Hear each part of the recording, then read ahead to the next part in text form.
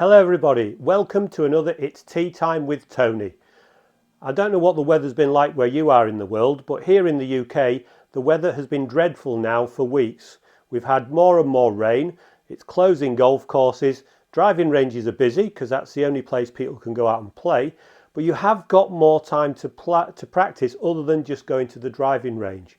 I've been doing a lot of drills recently with some of my clients not using a club and not using a ball, or both combined. So you get an idea of one, how you need to move, but you don't get that negative feedback that you would get if something changes and you hit a poor golf shot. Because let's face it, we all want to hit good golf shots rather than get a sense of how we really need to move. So what we can do though is we can use some time at home to help us improve what's going to happen on the golf course. We can use a golf club, which we're going to do now for one of the drills I'm going to show you today.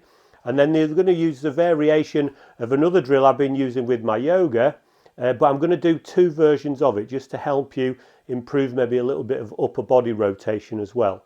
The first thing we're going to talk about today is understanding how you want your wrist to hinge.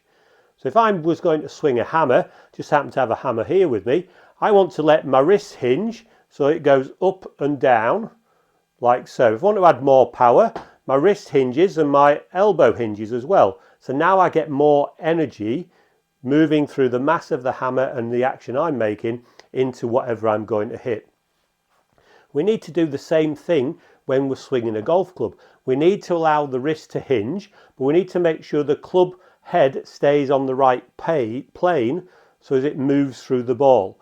So the drill is quite simple. You hold the club in front of you, go down to the bottom of the grip so you've got some of the butt of the club showing underneath. Hold the club in front of you, I've got that about belly button height, and all I want to do is let my wrist hinge, and as I get back to about a 90-degree position from where I started, so the club shaft has gone through 90 degrees, you can see that the shaft is still horizontal or parallel to the ground. Now what I want to do, I want to let that unhinge, come back to the start point, and then rehinge and go forwards. So again, the shaft is parallel or horizontal as I've gone through. Now I want to get that motion going backwards and forwards, so I can let it hinge, unhinge, and then rehinge. Hinge, unhinge, then rehinge on the way through. Now I can change that slightly by then letting the club come down in front of me, so all I want to do is let it hinge,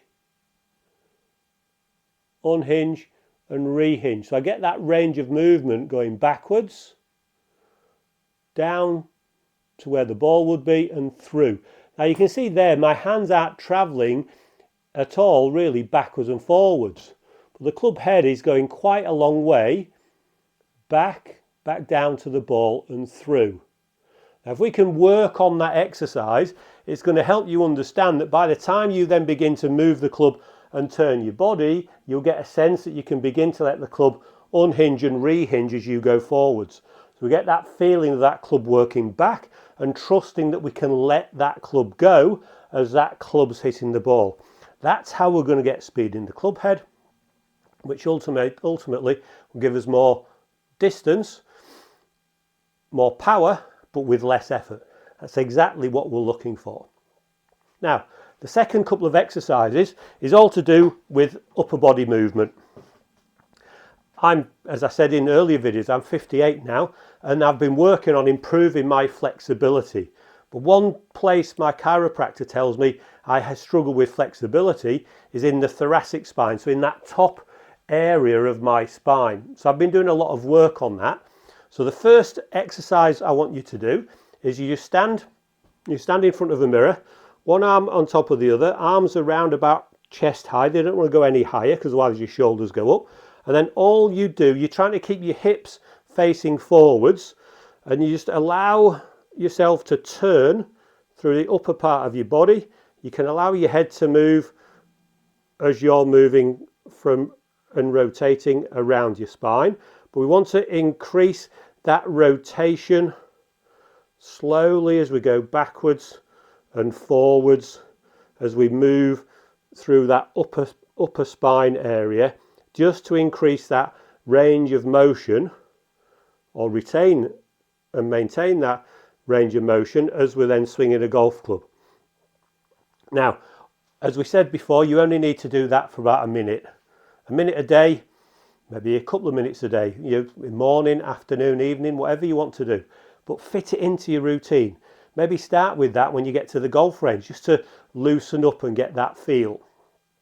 Now, the next phase we're going to do of that is we're going to do it more in the position we'd be addressing the golf ball. So we get set up, knees flex, butt goes out behind us, back's nice and straight, arms in front of us, about chest height. So all we've done is drop into that chest height position. And what we want to be looking for when we rotate is we're going to rotate. This time we're going to allow the right hip to move and get that little bit higher. We can see how I've turned around the angle of my spine into the backswing. Then I'm going to work back down. Then I'm going to work through, again rotating around the angle of my spine into the follow through. So it's nice and simple. We work back to where the ball would be, and we work through. So we're working through that range of motion, going back, down and through. Again, do that for a minute a day. Get a sense of the movement that you need to make, and then begin to do that as you use the golf club on the driving range. Get a sense then of when your wrists need to unhinge and release and collect that golf ball. The more you do those drills, the more you'll get a sense of how you need to move, and you will make improvements in your golf swing. It's been great to see you again, and we'll see you all again soon. Bye now.